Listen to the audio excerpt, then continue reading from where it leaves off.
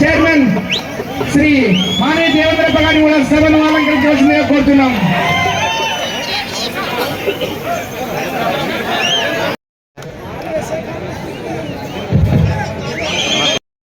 ఇక్కడ 50 లక్షలు మాకు కనకపోవడానికి చాకి చేశారు. ఇంతకు ముందు పాలసీ కూడా 20 లక్షలు కూడా ఏకైనా నిలబడే వ్యక్తి ఆయన. మనకి రాబో రోజుల్లో కొంతమంది గతంలో కూడా మినిస్టర్ మరి మన ముఖ్యమంత్రి గారు నారా లోకేష్ గారు బడుగు బలహీన వర్గాల బిడ్డలు చదువుకుంటున్నారు, ఇంకా చదువుకోవాలి. ప్రతి ఒక్క కుటుంబం నుంచి ఒక ఎంటర్ప్రైనర్ తయారు కావాలి, వ్యాపారవేత్త తయారు కావాలి.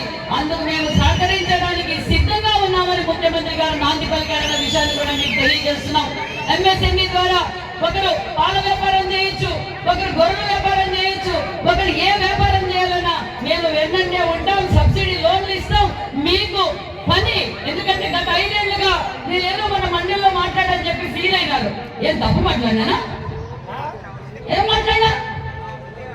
అయ్యా బాబు, రాష్ట్రం విడిపోయినా 14-19లో మేము సంక్షేమ పథకాలు ఇచ్చాం. దాంతో పాటు స్వయం ఉపాధి మీద, అంటే ఎవరి కాళ్ళ మీద వాళ్ళు బతికేలా, ఎవరి కాళ్ళ మీద వాళ్ళు అభివృద్ధి జరిగేలా కొన్ని లోన్లు ఇచ్చి వాళ్ళకి ఎంకరేజ్ చేశామయ్యా. అది మీరు చేయలేదు. బటన్ ఒకటి నొక్కారు, దోచుకొని దాచుకొని అప్పులు చేసేసి దాంట్లో కూడా స్కాములు చేశారు. దానివల్ల పిల్లలు దారి అంటే ఉపాధి లేకపోవడం. బటన్ నొక్కడం తప్పు కాదు. సంక్షేమ పథకాలు మొదలు పెట్టింది అన్న నందమూరి తారక రామారావు. వీళ్ళని మొదలుపెట్టింది అన్న నందమూరి తారక రామారావు. 2 రూపాయల పిల్లల నుంచి పక్క ఇల్లు కావచ్చు, గుడ్డు కావచ్చు, గుడ్డు కావచ్చు మేము చెప్పాం. దానికి ఏదో కౌన్సిల్లో గలాట్ చేశారు. నేను ఈరోజు చెప్తున్నా, రాయలసీమ ద్రోహి జగన్మోహన్ రెడ్డి. మరి ఈ రోజు మన ప్రభుత్వంలోకి రాగానే నారా లోకేష్ బాబు గారు మాట ఇచ్చిన ప్రకారం హైకోర్టు ఫ్రెంచ్ కర్నూలుకు తెచ్చావా లేదా మీరే చెప్పండి. తెచ్చావా లేదా? అంతేకాకుండా మన డ్రోన్ హబ్ కర్నూలు జిల్లాకు తెచ్చావా లేదా చెప్పండి.